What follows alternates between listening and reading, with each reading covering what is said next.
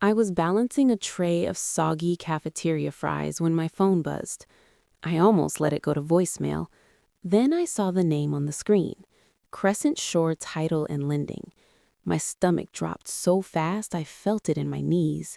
Something was wrong. I didn't know what yet, but the body always knows before the brain does.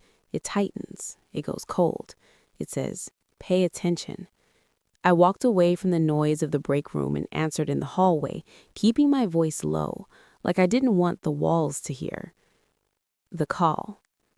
The man on the other end was calm, too calm, the kind of calm that comes from delivering bad news so many times that you've learned exactly how to say it without letting the other person fall apart before you're finished.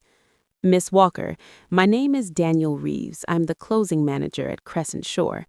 I'm calling about your property in Seaside Cove." My fingers went cold around the phone.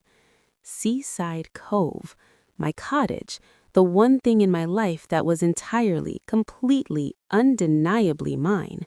No cosigners, no help, no strings. "What about it?" I asked. There was a pause. Not confusion, more like he was choosing the safest sentence from a very short list. "Your home was refinanced yesterday afternoon," he said.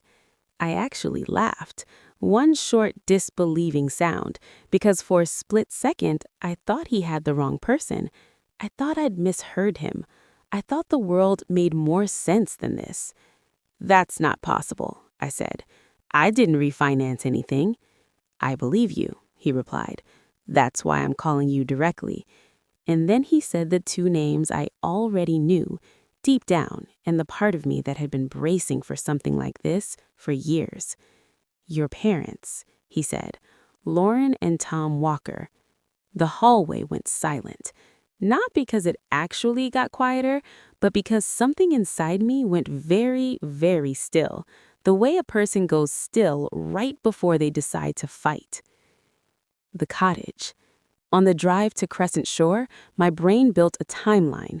It always does this when my parents show their hand. It goes back, it collects, it connects the dots. They'd visited the cottage last summer, uninvited, of course. My mother had walked through every room like she was doing an inspection, running her fingers along the windowsills, glancing at the ceilings. My father had stood near the big window that faces the water. He looked comfortable there, too comfortable. "A place like this should stay in the family," he said almost casually. I laughed once, sharp and short. "It is in the family. It's mine." My mother smiled, the smile she uses when she hears the word no and decides not to accept it. "We'll see," she said. I thought it was a joke. I actually thought it was a joke. It wasn't.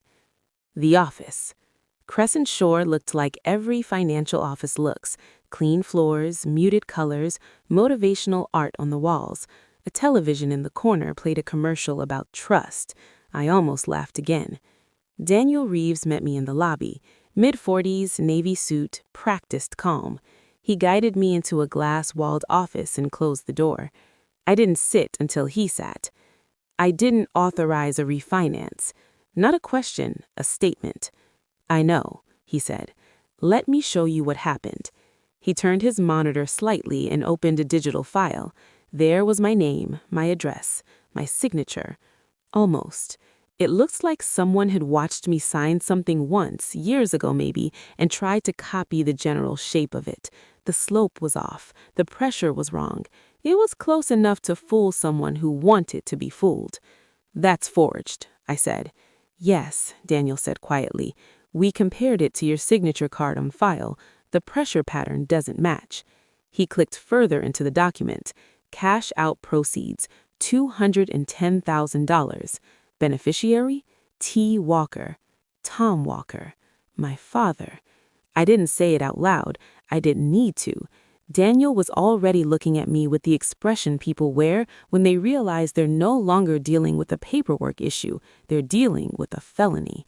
The wire was scheduled, not completed. Scheduled, not completed. I exhaled for what felt like an hour. "Why was it stopped?" I asked. The file triggered an internal compliance alert, and I recognized the third-party closer. Her name was Gina Marlowe, and next to her name in red letters read "Do not process, prior escalations." My parents hadn't just lied, they'd brought in someone who knew exactly how to push the system, and someone inside the system who didn't ask enough questions. "Print everything," I said. The county recorder.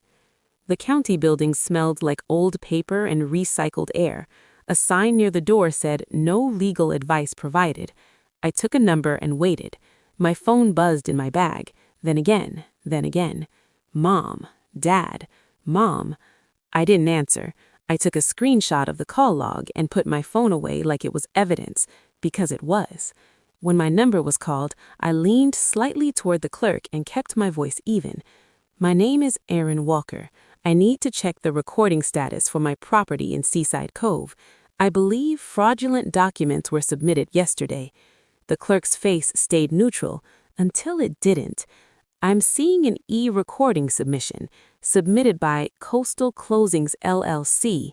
Contact name?" I asked, already bracing. She scrolled. "Gina Marlowe. 2 documents in the queue, a deed of trust, and a limited power of attorney, filed right after." That stopped me cold. They weren't just stealing money, they were building a paper wall, a stack of legal documents designed to make my objections sound like noise, like a daughter overreacting, like a misunderstanding. I asked for a fraud affidavit. The county recording supervisor, Sandra Holt, put a temporary hold on my parcel within minutes. It didn't erase the submission, but it stopped the clock. As she spoke to her clerk, my phone buzzed one more time. A text from my mother. "We only did what you would have wanted. Call me before you make this worse." I read it twice. I took a screenshot, and I put my phone away. The lobby. When I got back to Crescent Shore, Rachel Kim, the compliance officer, met me at the door. "Your parents are here." Of course they were. "And someone attempted to change your address on your profile while you were at the county. To bury the paper trail, to reroute the documents, to make everything harder to follow." Security pulled the footage.